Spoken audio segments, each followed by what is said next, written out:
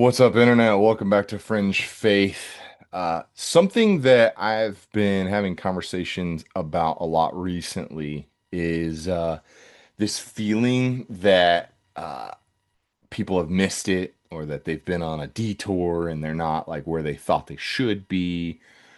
And that things are just like out of whack and maybe some seasons were useless in their life or like they're questioning did it really matter and something that my friend Brady says often, and he's incorporated in some of his Go Fast Don't Die brand stuff, is this idea, and the quote is, "The detour is the path." Okay, the idea is that the speed bump in the road is the path.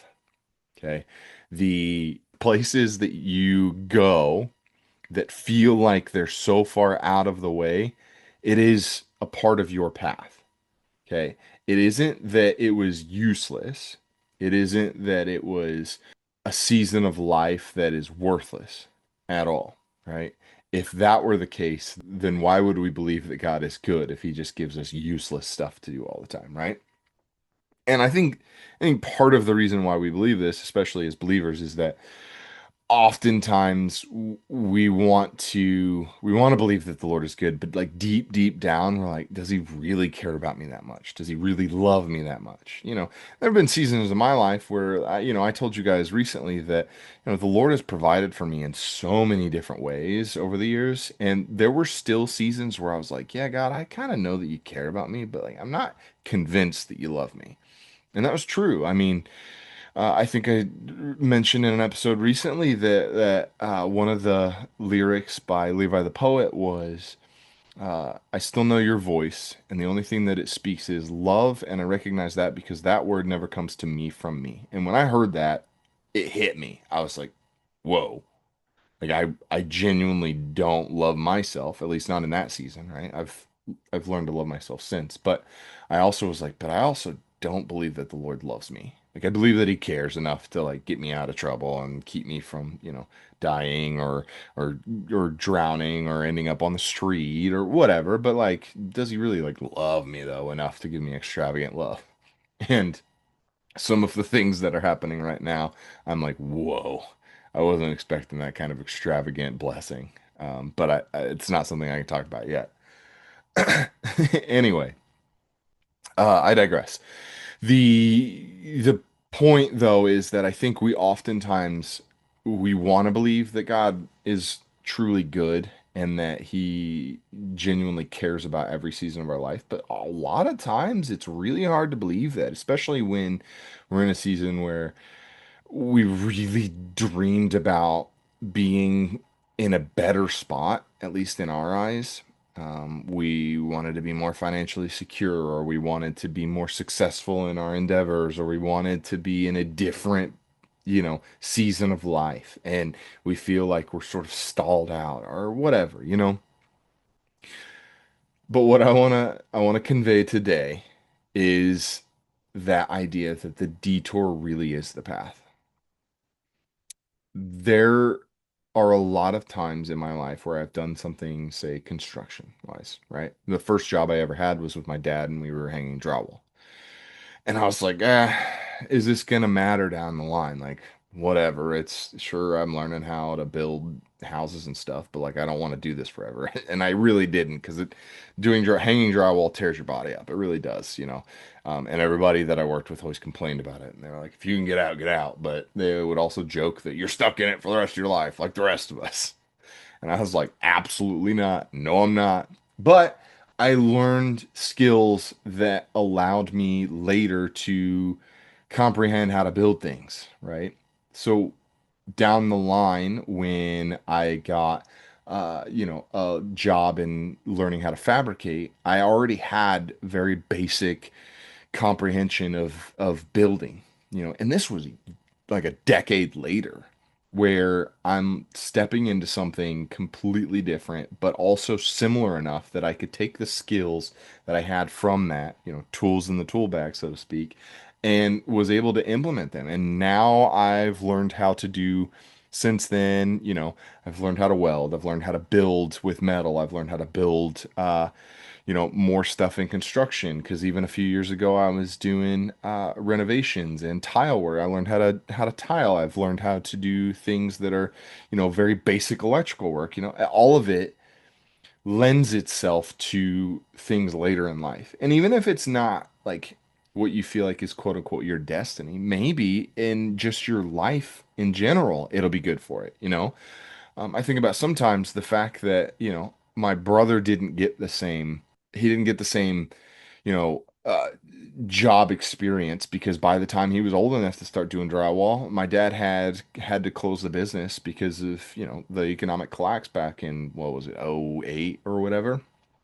And so he never got that experience, and so a lot of times now that he has owns a house, he has to call my dad now and like learn from the ground up how to do some of these things that I learned way back when. And so when I have run into things with, say, the van that I lived in for a few years, if I have to build something or fix something, then I can do that. I have enough mechanical skill to fix my own vehicles as long as, they're still old.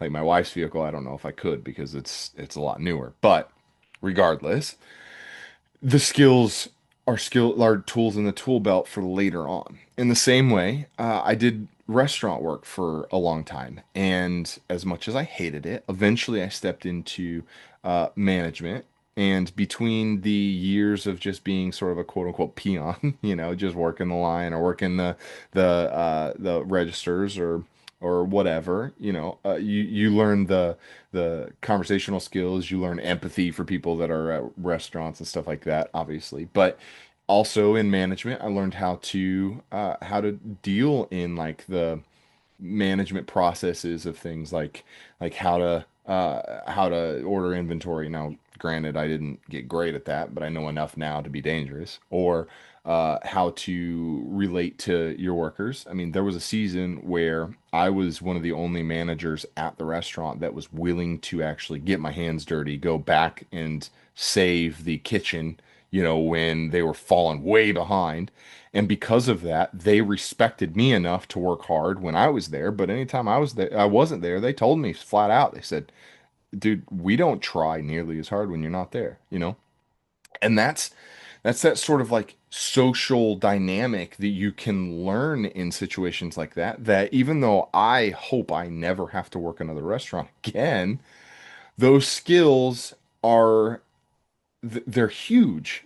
So much so that in the job I was just working before my injury, um, he recognized that in me and wanted to make me more of a manager type person in that atmosphere, and because it translates, right?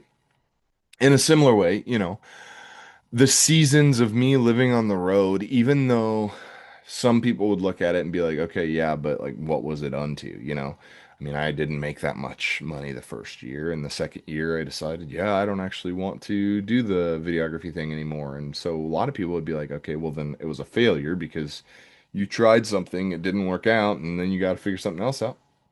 It was life experience.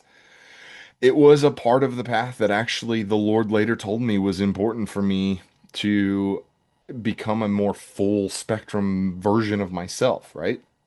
Because honestly, before my first marriage and before I had stepped out of ministry from all those years, I was pretty one-dimensional as far as how I approached the world, how I approached people.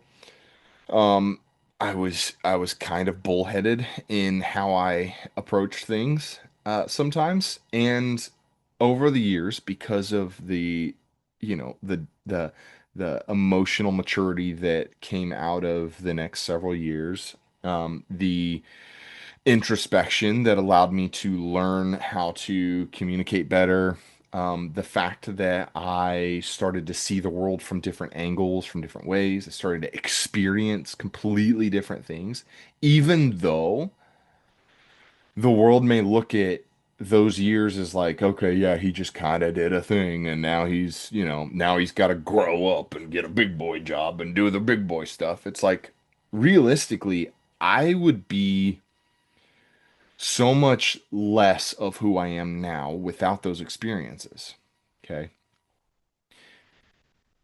It may look like a detour to people that have always lived a 9 to 5 life, that have always done things one way and have always sort of lived one life. To them, they'd be like, okay, yeah, he went on a detour. Oh, yeah, that other person, they did a gap year. Like, what was that unto? Okay, they get to just play around, whatever. No, the things that you experience, they shape you, they turn you into the person that you're becoming. And most of those things the Lord probably intended on, and even the things that you did that were sinful or wrong or whatever, they weren't outside the scope of what the Lord expected of you, right? He's able to see what's going to happen. You know, there's there's you could go down the predestination rabbit hole there. I won't. I don't believe that we're predestined in the way that Calvinists believe that we are. You know, simple. I'll just say this simply. Uh, David asked the Lord, "Hey, if is Saul going to come down here and kill me?" The Lord said, "Yes." So David left, and then Saul didn't end up going down there at all or killing him, right? So that means that either the Lord was lying or he recognized, yes, if you stay here, you will get killed. And so there was potential on both sides. And he wasn't lying. He was like, yeah, if you stay, you will die. And that is the truth. And that is what you would be quote unquote destined to do if you stay here.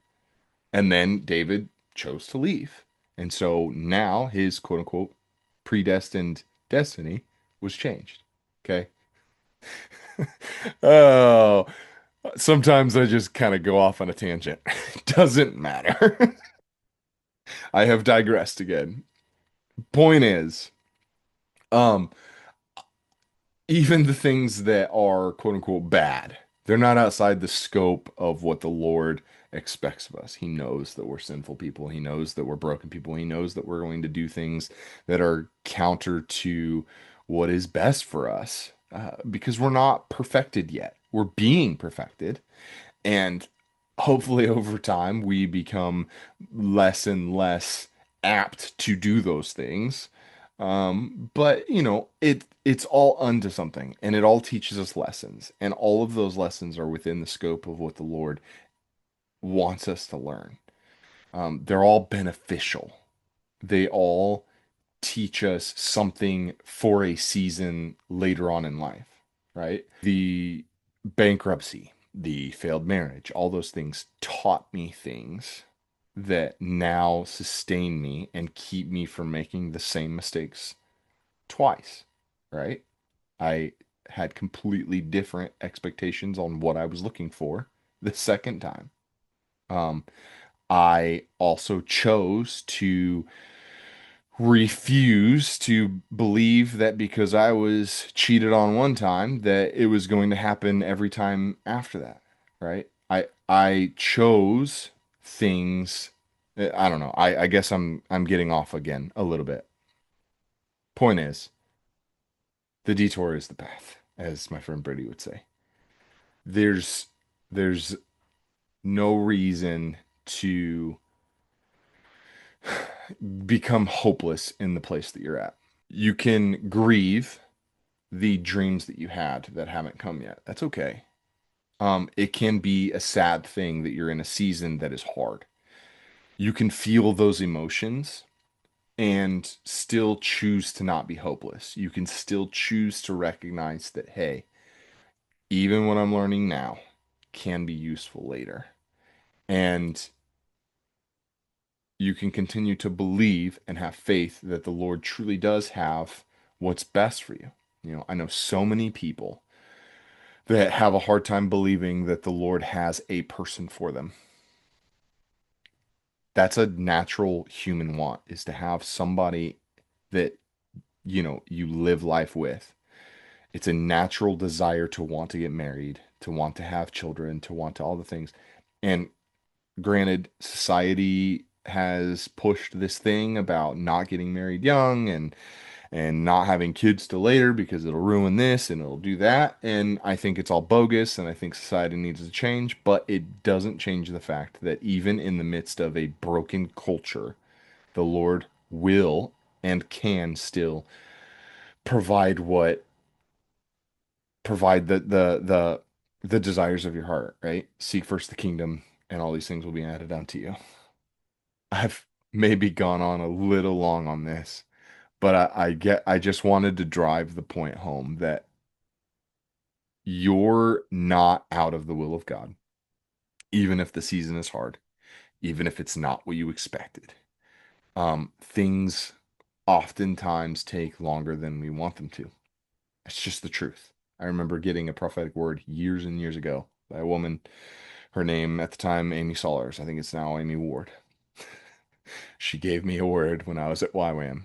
She told me something to the effect of, it will be a long time before you step into what you feel called to. It's not exactly what she said, but that's the essence of what she said. And I hated that word. I didn't like it. And that was 12 years ago. And I just now sort of feel like I'm stepping into what I was quote unquote destined to do. And even that, I have no clue what it looks like. I just feel like I'm sort of taking baby steps into it now. I have no idea what it's going to look like. No idea if it's going to work out the way that I'm sort of dreaming up in my mind right now. No idea if this thing or that thing or this thing or that thing are going to work the way that I expect them to. I no clue. And that's okay. And it's okay that it took so long to get here. I know everyone hates to hear it, but the detour is the path, and you are on the path, and it will work out as long as there's still breath in your lungs, and especially if you're still seeking after the Lord. I hope that this was at least a little bit uh, encouraging. So I'll see you guys in the next one. Peace.